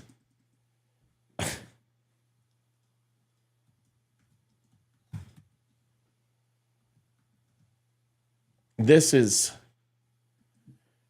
Caitlin Clark. And Caitlin Clark went number 1 in the draft for the WNBA. Now, you guys might remember that Caitlin Clark and another player had a kind of a face-off and didn't like each other. And, they kind of rubbed it in each other's faces and stuff. And one of them, showed her rings to show that she was a champion and Caitlin Clark wasn't. And then that girl, she fell in this round and then she faked, oh, I'm injured, then came back. She does what Draisaitl does from Edmonton Live. Oh, or Kucherov, not Kucherov, but that was Draisaitl who was constantly, oh, I'm hurt and I can't do anything. She was from LSU and she means nothing because I don't even know her name. But here's the thing. Caitlin Clark. Now I'm pissed at this. Now I'm gonna speak my mind. Caitlin Clark is a fantastic player. Okay, there's no doubt at all. Great player. She got a rookie contract for 4 years, $338,000. Nice. She makes $76,500 in 2024, $78,000 in 25, $85,000 in 26, and $97,000 with an option in 27 for shooting a basketball that nobody watches. Right. That's not bad. It's not good. No. But it's not bad because that's not what she's going to make. This girl is going to make millions. Mm-hmm. She's out of college. She's going to get on with Nike. Yep. She's going to get on with Gatorade. Yep. She's going to make her fucking Disney trip when they win the frickin' national championship in Chicago if they don't get shot. And she's gonna get endorsements up the ass.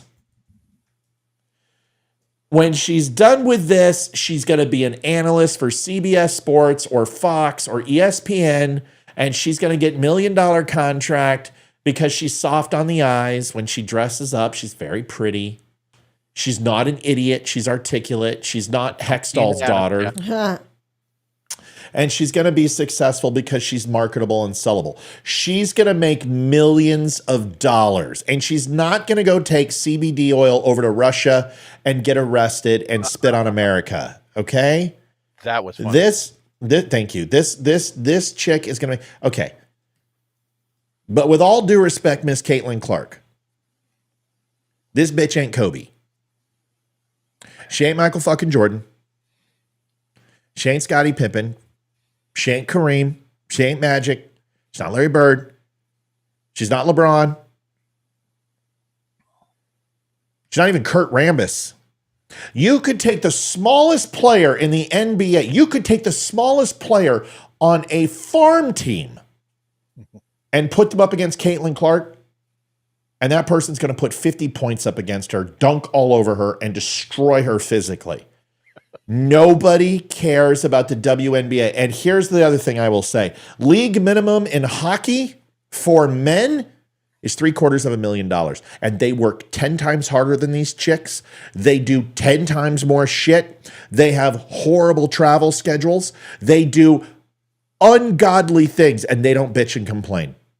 If you want to make millions of dollars, then you are going to have to go ahead up and put up triple doubles every single night and create the magic for Chicago so they sell out those stadiums. Because here's the thing, women don't care about the WNBA, and men never will.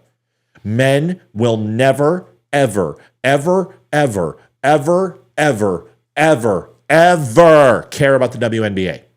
Ever. We might care about it when you might do it in the Olympics because that's national pride, but we care more about our flag than you. We might watch you snowboarding because honestly, the men and Shaun White aren't boarding at that point. We might watch you and I'm not done, Leroy. We might not. I told you this one's mine. You can have it in a second. Let me do it. I'm fired up about this. Oh, I'm glad. You guys have women's figure skating. You brought men in. Okay. You guys have women's gymnastics. We'll watch that stuff because honestly, we don't want to watch guys flop around and have their twig and berries bounce in our face. So we watch women because we like it. That's why we watch women's volleyball, because your asses hang out. We don't watch it because we like the sport. We like the body. We like your hair. We like your boobs. We like watching you bouncing up and down. Can we just be honest? That's why we don't watch women's golf. That's why we don't watch basketball. We don't care. It comes down to us for this. Is it violent? Or is it sex? Or is it food? It's not food. It's not violence. So it's got to be about sex when it comes to that stuff. We won't watch the WNBA. The women are horrible. And if I want to watch somebody throw up a ball 17 times to try to get a basket and go 1 for 32 from the field, I will go watch my son's basketball team in intramural sports at 10 years old. You don't deserve that money. Until you put people in that seat, until you sell it out, until your jerseys are selling every single day, you don't get the big dollars because no guy is going to wear a Caitlin Clark jersey and no women will either. Okay, I'm done. Who wants to take it? Did I miss something? Go ahead, Liv. Did I miss something? Who was bitching about not making money? Was it everybody? They're saying you go over Twitter. It's everywhere. Is she complaining? No, but everyone's saying it's her disparity. The richest player in the NBA is making 100 times more than her. Yeah, and they sell seats. Oh, okay. Here's my thing. I'm sorry, Leroy. Here's my thing. Fuck you, Leroy. Okay, you guys had 45 fucking minutes for Israel where I said jack shit. So this is my I just offended you. Loose your venom on someone else, woman. I would offended your ass. If she's not complaining, everyone needs to shut up. If she's not bitching about it, why does everyone else care? It's kind of like when people... I'll make this personal. When people defend me and say, oh, Matt, stop being so mean to her and blah, blah, blah, stop picking on her. I'm just like, I don't need your pity. I don't need your help. I don't need to be helped. I don't need a knight in shining armor. I can handle myself with my husband. I don't need your help. She doesn't want your help. I'm pretty sure she's grateful. I've seen a couple things with her. She seems like a pretty down-to-earth person who doesn't seem greedy. I don't think that being in the WNBA is not your goal to be rich. If she wants to play basketball, it sounds like she just loves basketball. Let her play basketball. Everyone needs to just back off and let her do her thing. Listen to her comment. This is great. She goes, I don't think we should be paid with the same as NBA players. They get more views. But I do think WNBA players should be paid more than LIV golfers. Nobody watches them. You know what? Good for that chick. That is fucking awesome. Because if you don't know, the LPGA and the PGA have a rival. It's Live Golf. And it is it's kind of like over the top, Happy Gilmore style golf. It's not taken seriously. They cheer, they scream, and it's a sporting event. And nobody watches it. She's absolutely right. And I agree with her because I promise you the ratings for WNBA are probably better than Live Golf. So shouldn't it be comparable? But here's the thing. There are multi-million-dollar corporations who are invested in Live Golf, and they may not be good on TV, but those events sell to tens of thousands of people. Because golf is a rich person's sport. No, it's not that. There are thousands of people at these Live events because every hole and every fairway has fucking rafters for people to sit in, and it's not small. You can put thousands in these events. That's why. And that's where they're making their money. And the attendance is 10 times better than the WA. So although funny, she's wrong on this count. But go ahead, Leroy. Not too long ago, I was fortunate enough to have attended one of Bill Burr's concerts. And it really got me going into some of his other comedy acts. Have you seen his take on women's sports? Yes. Specifically. Yes. Yes. Specifically, either the Yes. WNBA and or the big one was soccer. Yes. And his point to that entire bit, I didn't know if you wanted to play a part of that. His point to that entire bit is that they don't sell any tickets, right? If you are a women's sport, largely, right, you get to share the male stadium, right? They've kind of given that to you. So you didn't have to pay anything for the infrastructure or any of the seating or any of that. It's just given to you largely, right? Then all you got to do is bring the talent and hopefully the bodies would come in. But that's not what happens when they go to these events. Largely, like 1,500 people will show up and that's it. And so when we see this poor girl making, what was her name again? Caitlin Clark. Caitlin Clark. When you see like Caitlin Clark's salary, right? And some people are going, oh, it's good money, it's bad money. Oh, she's losing her ass, or whatever. She's going to make a ton on from Nike and Reebok, whatever. The point is that when the promoters go ahead and throw that event out there, this team is going to be playing this team. Here's the ticket sales. Nobody shows up. Nobody is buying tickets. If you are the promoter for that and 1,500 people show up to an event that seats 20,000, it looks dead. It does not look like you had a good night. And that's a big part of this. I guarantee that this season Caitlin Clark plays for Iowa, right? It did. Okay, did. She plays for Chicago now. The Okay, Chicago but Ducks, where you have to duck in order to stay alive during the game. I guarantee that the game she played in for Iowa sold more tickets. I guess all those games were sold out. Is going to sell more tickets than any game she play in the WNBA. Guarantee it. It's just not the same product. And the reason why Live Golf, I told you, is it may not be a televised hit right now because you're competing with the PGA, who has nested contracts for a decade, right? It's hard to compete when they've got all their contracts built for a decade because nobody was competing. So it'll take off. It just takes time. But their events sell the fuck out more than the PGA. It's not going to be the Masters. It's not going to be Pebble Beach. But you take the average PGA tour and you put it on there against Live Golf. Live Golf is selling out like crazy. So you may not get the commercial side, but that's coming. They're getting big names. Roy McIlroy is going to Live Golf, they said, for like $750 million fucking dollars.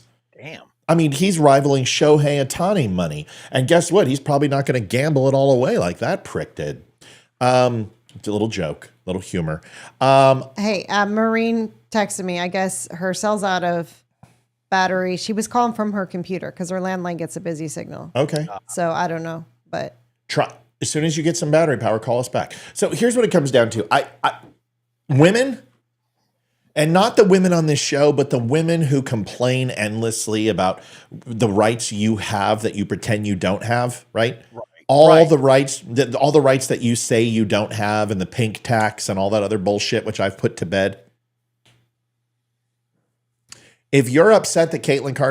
Caitlin Clark isn't making this money, there's only one person to blame. And it's not Caitlin Clark, and it's not the WNBA, and it's not the NBA, and it's not men, it's you. Because when you sit down and you watch shows, you watch Kim fucking Kardashian, you watch Desperate Housewives, or you watch whatever your husband's watching, football, basketball, golf, or hockey, or baseball, and you never say the following words, honey, can we watch the WNBA tonight? Those words have never been spoken in America, ever. They've never been said in America. Those words have never been spoken in America. Honey, can we turn on the WNBA instead? Or honey, let's get home tonight. Let's do a stay-in night and order in pizza because the WNBA game is on. Those words have never been said. It's your fault. Yeah, I'm a woman, and I'm a huge sports fan. I know it's shocking, isn't it? I'm going to check later. I'm going to get evidence. I'll find out. I'm a huge sports fan. I watch sports all the time. Never watched an episode of the Kardashians. Never watched an episode of Desperate Housewives. I'm not that kind of person. I don't like that kind of stuff. But I have yet to watch a WNBA game. And to be completely honest, except for bringing it up in the show, I totally forget there is a WNBA. When I think of sports, I never think of them, ever. Not once. And so it's your fault. And it is. It's my fault. But I don't care what they get paid because I don't care about it. And you're right. Guys don't want to watch it. That's funny. People say Caitlin Clark looks like a dude. No, she doesn't. Yeah. But she looks Slavic. She's a pretty girl. She looks Eastern European, yeah. Just leave her alone. She looks Slavic. She's not ugly. I find women who look like Slavic looking or, slightly masculine looking, very pretty. Like, I think Gina Gershon is one of the prettiest ladies on the planet, and she's Slavic looking. You can, who's the girl? Gina Carano. Oh, fucking Gina Carano's a knockout. Knockout. And dude, muscular and guyish looking at times. Yeah. And she's beautiful. Just beautiful. Yeah. There's nothing wrong with Caitlin Clark. She doesn't wear any makeup when she plays basketball. She doesn't look like a man. Who cares? Okay? Who cares? She doesn't deserve the money. Okay? That's it. She doesn't deserve the money. Nothing else to say. Go earn it. Go put it on the map. Now, the reason why is because some of these, View type chicks had something to say about it, of course. Of course. And oh my God, it's racist. And why can't they pay her a living wage? Oh my God, give me a break. Well, let's raise the minimum wage for WNBA players. Wage. Yeah. That is a living wage. What is a living wage? Don't ask me because I don't know.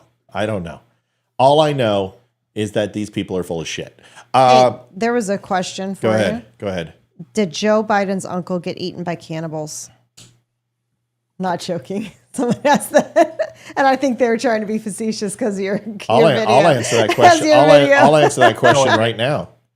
I'm going to answer that question right now. Are you ready? I'm ready. Are you sure? Yes. All right. Here's the answer to your question.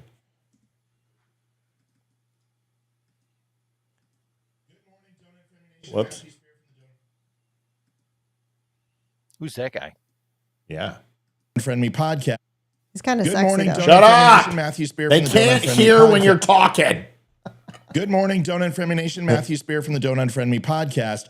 Joe Biden says his uncle was eaten by cannibals. And my uncle, they called him Ambrose Brosey, they called him Bosey. My uncle Bosey was a hell of an athlete, they tell me, when he was a kid.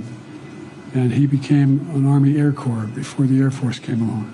He flew those single-engine planes as reconnaissance over war zones.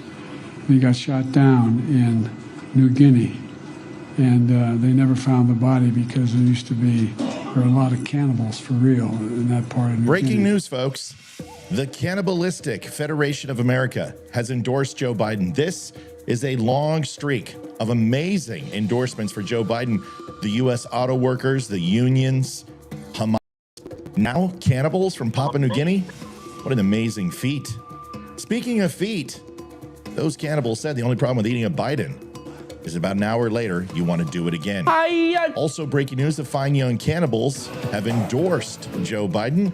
Let's hope UB40 and Toad the Wet Sprocket do the same. This commercial was brought to you by Biden and Dumber for America. Booga booga.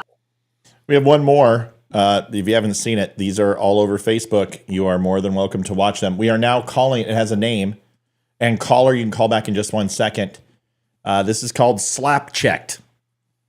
Play on fact check. Here it is. What's going on, Don't Unfriend Me Nation? Matthew Spear from the Don't Unfriend Me show. Joe Biden decides to go ahead and take a pleasure cruise in his armored tank into a Wawa gas station.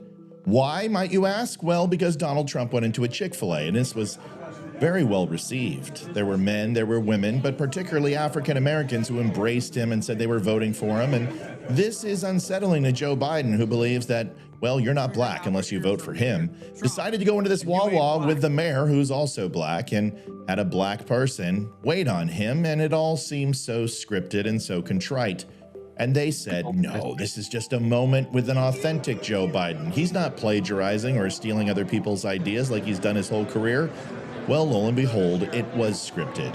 Joe Biden, you've been slap-checked. And I point out, that's not a slap. That's fist. That's literally you fist fucking the audience. If I put fist or punch, Facebook would ban it as violence. I tried. So yeah, I had to write slap. Otherwise they wouldn't approve it. All right, caller calling in. All right, caller. Who's calling? Hello, caller. You got to mute the show if you're gonna. Maureen. Hey, mute the show, Maureen. How you doing, buddy? All right. How are What do you want? I'm good, ma'am. Long time no talk. What do you want to talk about? Well, I'm hearing the trans athletes, our rights, and of course the women and girls are our rights. Well, we've had this particular fight before, only it was men and women. We carved out our own teams, our own leagues, and the like. So if they're so determined to have, be athletes, not, more power to them, but they need to have their own and leave the women and girls sports alone. Right. Can you imagine? Can you imagine the attendance in trans sports? Yeah, I mean, I know, at least initially it's going to be really hard. It was for women, but trying to force that into an established sporting realm is not right for either, in my opinion. Although I actually expect in the next, 5-10 years, it's all going to fizzle anyway. But I'm still trying to figure out why Jennifer keeps saying I'm interrupting Olivia. I think she's being funny. She's the one who asked if Biden's uncle got eaten by cannibals. Yeah, I think she's the smartass. Yeah, I was like, God, how sexist can you be? No, I think. Why don't you go play for the WNBA, Jennifer? I think she fits in perfectly with the show because she does. She's a smartass. I'm busting balls. Maureen, I agree with you 120%. I think. Listen, I couldn't play against Caitlin. And that's what everyone said. They're like, oh, yeah? Well, why don't you go ahead and play against Megan Rapinoe and she'll run circles around you? Of course she will. She's a professional soccer player. But she's still a girl. And if I slide tackle her, I promise you, she's not getting up. Right. Yes, she can. You'd be crucified. Well, it's not that. It's just stupid. It's like we have seen women physically play against men, and somebody's going to get killed. Every fight in an MMA fight, when a woman fights a man, it looks like she just got off a date with Chris Brown and Rihanna. Right, and there's lasting injuries. Yeah.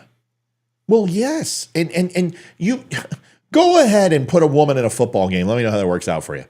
Put her against a linebacker who runs a 4.4 40. Who's a $185 or 210, and you let me know how that woman place kicker feels after she gets a blocked. It's ridiculous. Listen, women are good at things, men are good at things. I'm sorry that the WNBA doesn't make more money, but nobody. You know what's funny is the NBA pays for all their salaries. They absorb the cost. They've been losing money on this thing since inception, and they're hitting the NBA and hating on them, and the NBA pays their salaries. Yeah. All right, I Maureen. just don't understand why people are having such a hard time with this. Well, leave women and girls to compete, and leave our spaces alone too. Yeah, wouldn't that be nice? Yeah, here's the question. Why is it always guys to girls sports and not girls to guy sports? There's never an issue with that. Because women are a different type of crazy. That's why. It's the truth. The Olympics you guys, were we're not going to expand on my idea. Okay, go ahead, Leroy. No, go ahead. No, it wasn't a good idea. I guess. My point is that women are a different kind of crazy. Right. Depends on the time of the month. No, it doesn't. Women are a completely different type of crazy. You got Leroy got it. I got it too, but it's not the reason. Women compete against women in life. They don't need to do it in sports. No, it's very true. Very true. Men recess their competition and recess that, but it gives them a shot of testosterone and it gives them purpose. So we compete against other men because that's our hunter-gatherer sense. Women are vindictive because your job is to capture the hunter-gatherer so he can give you babies.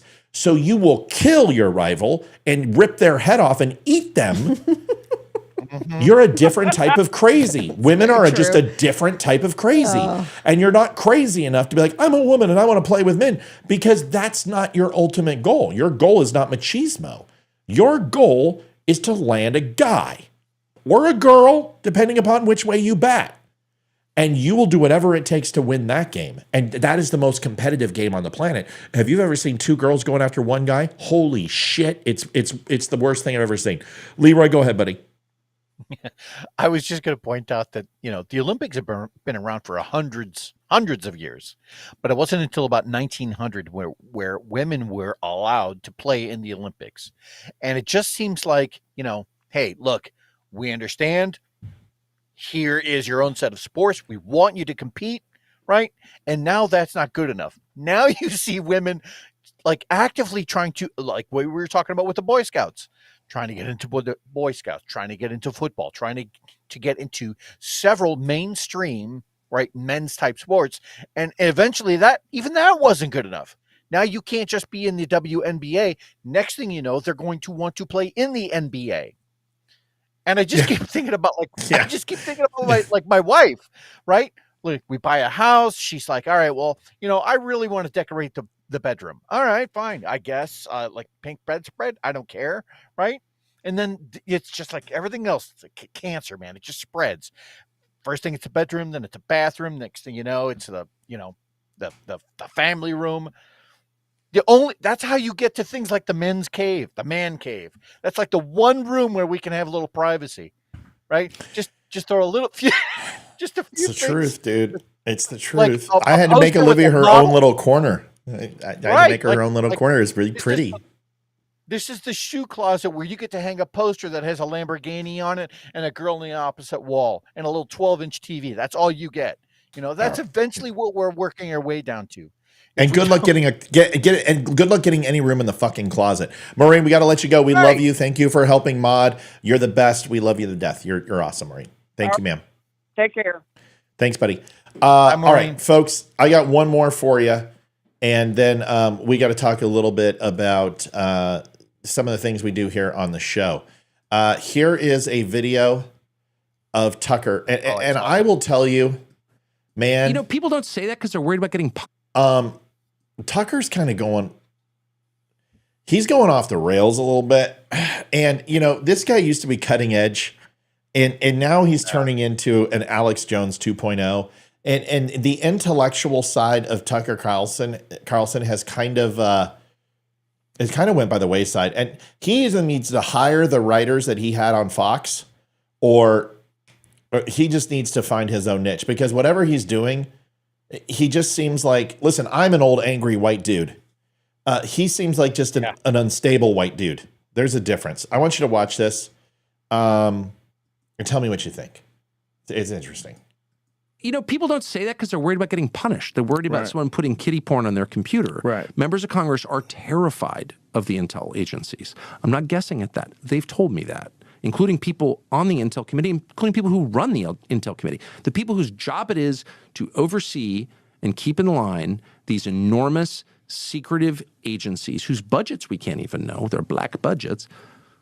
They're the parents. The agencies are the children. They're afraid of the agencies. That's not compatible with democracy. Democracy is a really simple system, even representative democracy like ours. The people rule. They do so through elections. They express their preference through voting. They send their people to the capital city to run the government on their behalf. Whenever you have unelected people who are not accountable to anyone making the biggest decisions, you don't have a democracy. You have something else, another system. I would call it a tyranny or whatever you want to call it. It's not a democracy. So that's like super obvious. It's playing out in front of everyone and no one cares and no one does anything about it. And I think the reason is because they're threatened. And if you look at the committee chairmen who allow this shit to happen year after year, they're all, and I don't know, people say, oh, they're compromised or being blackmailed or whatever. I don't have evidence of that, but I know them and they all have things to hide. I know that for a fact. So before we allow this to go, I just want you to, hopefully you picked up on the contradiction. That last sentence, okay? And then Leroy's going to go first, but listen to the last sentence again. Listen, Twitter. Don't be a twat. Hold on. This happens. I don't know why it happens, but it does. Oh, come on, you fucking fuckface fucker. Oh, it's a pain in the ass, I swear. People don't say that because they're worried about getting punished. They're worried about someone putting them. Not a stretch of imagination to imagine that, some committee chairman who's allowing warrantless spying on Americans to continue or whatever abuse they're allowing, knowing fully or hiding the truth about UAPs, ignoring the UAP Disclosure Act of 2023. Like, why are they doing that? It's not impossible to imagine that some guy with a drinking problem or a weird sex life, and that's very common up there, that's why they're doing it. Because they don't want to be exposed. I don't have evidence of that. I don't have proof of that. Right. But that's not a crazy thing to assume that could be happening. And I said to somebody, a very powerful person, the other day in a conversation in my kitchen, an elected official, holds a really senior position, a very famous person. I was going crazy. I was so mad about all this stuff and about the warrantless spying and about the funding for these insane wars. And I said to the guy who serves in one of the legislative bodies, I got so mad my dogs were afraid. They're like, well, why are you yelling? Because I don't yell at home. But I was like, all these people are controlled. They're all, got weird sex lives and all these things are hiding and they're being blackmailed by the intel agencies. And he said, and I'm quoting, I know. It was like, okay, so at this okay. I'm going to let Leroy go first. I'm just going to say this. There's a reason why I can't be blackmailed because my sex life is freaky deaky and I openly fucking admit it. My wife and I get it on like Donkey Kong and it's some weird shit. I'm talking green Jello and 4x4s. Weird shit, folks. And I got nothing to hide. I don't drink hardly ever. I maybe have 2 or 3 whiskeys a year, maybe. I have copious amounts of sex. I don't do drugs. I don't get outside much. You can't blackmail me. There ain't nothing. The whole freaky deaky sex they're talking about is with prostitutes and other people and men. And like I said, it gets a little freaky deaky. No, go ahead, Leroy. Okay, so first thing, right out of the gate, okay? I want everyone to write down this name. Look up a headline or two. Eric Swalwell, one of the chairs on the Intelligence Oversight Committee, right?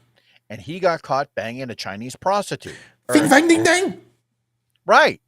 So, right. So when we're talking about high level agencies that are potentially looking at politicians, this is a very scary thing, right?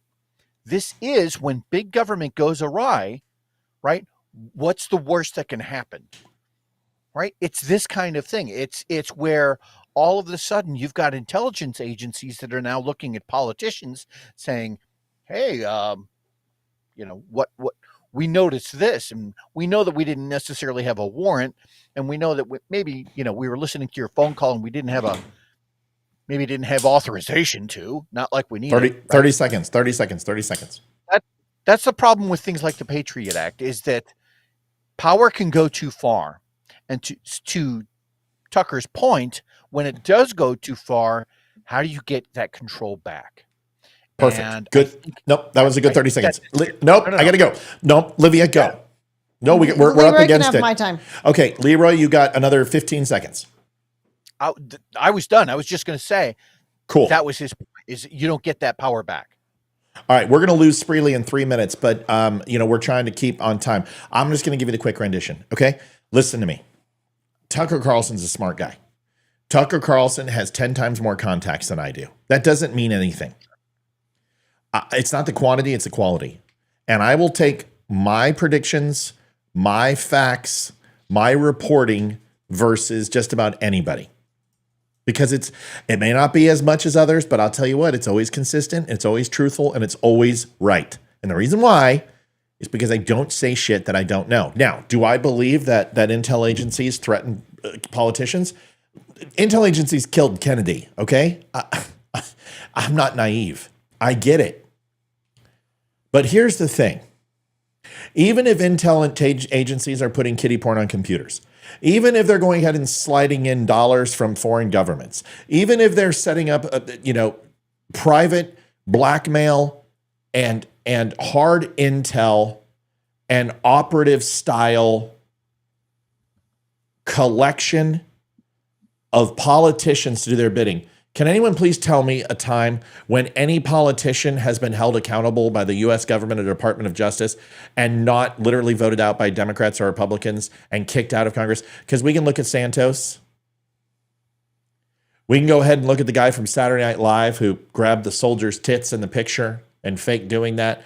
Whatever the hell that guy's, Stuart Smalley, whatever his character was, that guy. Right. We can look at a lot of things. And what we don't see ever is that any of these fuckers are held accountable. So don't sit here and tell me that intelligence agencies are blackmailing people, because that would require the Department of Justice to actually hold politicians accountable, and that shit don't happen. So even if it's true, it doesn't mean anything, and every one of those politicians know it. So the first thing I would say, I don't understand why Joe Rogan doesn't say something, but I would ask, Tucker, but can you please tell me a time that a politician has ever been held accountable by the Department of Justice? Please let me know. Because the only thing I see is Donald Trump. They didn't hold Hillary accountable. They didn't hold Obama accountable. They didn't hold Reagan accountable. They didn't hold George Bush Jr. and Sr. accountable. They haven't hold the Fast and Furious. They didn't hold the Attorney General accountable. The Iran dump of dollars and money, $1.5 billion in cash, nobody got held accountable. They didn't get accountable for the savings and loan scandal. They didn't get accountable for the slush fund where 137 legislatures who either got a woman pregnant, infidelity, got compromised positions with another opposite sex, and used taxpayer dollars to float those bills and pay out those people. They didn't get held accountable. Please tell me, what do you mean, Tucker? You know what Tucker would say? Oh, blah, blah, blah, blah, blah, blah, blah. This is the problem. So you can pontificate and speculate all you want, but even he said it. At the beginning, he's like, I have proof that this is happening, and people have told me. And then in the middle of it, he said, I wouldn't doubt that it's happening. Well, you just said somebody was in your kitchen who told you it happened, and you have eyewitnesses that said they're being blackmailed by intelligence agencies, but then you undercut your argument halfway through. Tucker is exposing himself that he can't do much without his writers, and I just think people should be aware. That's all I got. I really don't give shits about Tucker, but I will say this, that when we're talking about either the application of the law or the misapplication of the law in terms of our politicians, there's a really big red flag that's being lit off right now. During something called the Great Purge, Stalin arrested 5 of his political opponents. Hitler controlled the media. Putin jailed his political opponent, a guy named Vladimir Kara-Murza. Jailed him for 25 years. No reason, just, between 1915 and 1921, the government declared in Germany that all opposition parties were illegal. So when we're looking at the trial for Donald Trump, when we're looking at how certain politicians seem to get just walk scot-free, doesn't matter how many top secret documents they throw in the garage or how many email servers they are found to have, right? That kind of thing seems to be, we'll let that slide. But this guy over here, who operated legally within the city of New York and whose banks all got their money back, no loans were defaulted on, right? But somehow he inflated his property value, and we're going to tie him up in court until election day. That's a problem. Yeah, with misdemeanors that are expired. By the way, don't forget about Edmond Dantes. They put him in Chateau d'If, and it was a political opponent too. Do you remember Edmond Dantes, the Count of Monte Cristo? Yeah. Dantes? King goes to me, Edward. Little humor. What a great fucking book. A movie, meh. Book, yeah. Folks, need a favor. The Don't Unfriend Me show is self-funded. We're not PBS. We're not a charity. We're not a 501c3. But everything you see here, the set, the way we put the show out, the clothing line, all of that, it costs money. And we try not to ask too much. We're not one of those shows, but there's a couple ways you can help give back. And we think it's fair and it's a good way. Here are a couple of ways. You can go to linktapgo.com/the DUM Show. You can help us out and donate. You can tip the show. It'll go directly to the show, or you can give to PayPal if you want to have it be anonymous. Just let us know in the notes. And if you do that, we'll go ahead and say it on the show and call out your name. If you want a birthday called out or an anniversary or anything like that, let us know. We'll be happy to do that for you. Also, you can go to thedumshow.com and see everything. Get shirts, get hats, all the clothes that we wear here on the show. Coffee mugs. We have amazing coffee. Everything's made by veterans. We give 10% back to the Travis Manion Foundation, so you can feel comfortable that we're going to give it back. And you can save 10% by using code DUM10, DUM10, to save 10% at checkout. Last but not least, you can go to the DUM Club, which is a new club. We are building it right now, which gives you access to our newsletter. Free, all ads are taken off, gives you access to special shows, gives you a private section to talk to all the dummies. We can even have lunch with Olivia and myself. A lot of cool stuff. Go take a look. And you get a quarterly gift box, which is going to have shirts and beef jerky and all that type of stuff. We've got a lot of people we work with, and you get a free Cost Club membership, which is essentially like Amazon, but it's all made in America stuff. You can get all the stuff you find on Amazon, but it's made in the USA. Go take a look, up to 40% savings. So take a look at thedumclub.com. If you don't mind helping us out, we would appreciate it. Every dollar helps. Leroy, you've got your 30 seconds. Olivia, you, and then me. Great show. We covered a lot of ground today. We talked about everything from women's sports to political opponents to nuclear bombs to all sorts of really great stuff. Always a pleasure to be here. Always the best source for actual real news and to get that pulse on what's going on in America. Matt and Amy and Olivia are awesome, and we look forward to seeing the dummies every day of the week. Yeah, at 7 o'clock. Jennifer says, Olivia, how many Red Bulls has Matt had? None. I do cocaine. That was a better answer than mine. What were you going to say, Liv? No, I just said this is just natural. No, you have one cup of coffee a day, and that's it. I don't do drugs. I do coffee in the morning. That's it. I'm always high energy. Lady, You're just looking at me the whole time, so, yeah, that's true. Energy. I'm up very early, and I go to bed very late. People will say, if you stick around the site for a while, people will always say, holy shit, Matt, do you ever sleep? I get that question more often than anything, and the answer is no. I get about 4 hours a night because somebody in the middle likes to snore really loud. It's genetics. I'm sorry. It's okay. 30 seconds, Liv. Go. Thank you, everyone, for joining us. I'm looking forward to the weekend. He's got another game tomorrow. Yeah. So I'm pretty sure we'll have some more videos on Monday. Yep. Taking the kids out to dinner and a movie for their amazing report cards. And Yep. Going to do some gardening. Yeah, we do. We did the garage last weekend. We're going to do some gardening. The 27th, Saturday at noon, we are having our first DUM Club conference, I guess. It's going to be on Zoom, and, there's no worry. You're not live, so we'd love to see your face, and you can join. Right now, we've got about 20 members, which is good, and we're going to bring some people in, and every quarter, we're going to give a free gold subscription away. We just think it's the right thing to do. Folks, thanks for watching. 7 o'clock. We should have some news over the weekend. I'm going to be working this weekend. Unfortunately, I got a lot going on. I got to get the Dumb Club up. But thank you for all your support. Olivia, I'm in a silly mood. Forgive me. It's okay, Jennifer. You can talk shit about me, but you can never address a question to me directly. It's always Olivia. Insult Matt, then ask questions through Liv. It's You're great. You fit in great, Jennifer. I feel like I'm part of the WNBA. I want some equal representation. Leroy, we love you. The shirt looks good. Your background, your camera and lighting have been fantastic. And we love you very much, buddy. Thanks for everything you do for our country. We appreciate you, man. Okay? Sincerely, I thank you and I love you guys. All right. Thanks, buddy. We we'll love talk to you you guys too. soon. See you Monday, everybody. Night, y'all. Peace.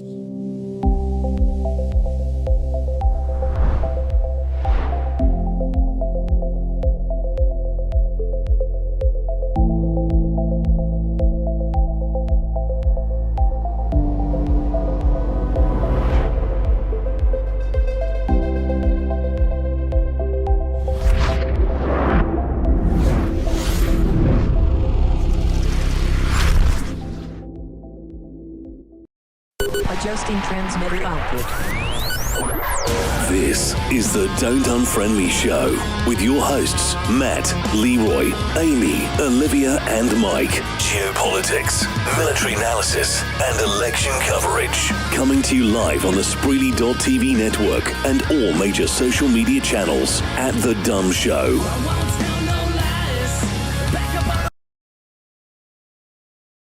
Thank you to that gentleman who remains anonymous because he never wants to admit that he gives. And we thank you very much for your donation, guy who we cannot mention. We love you, always.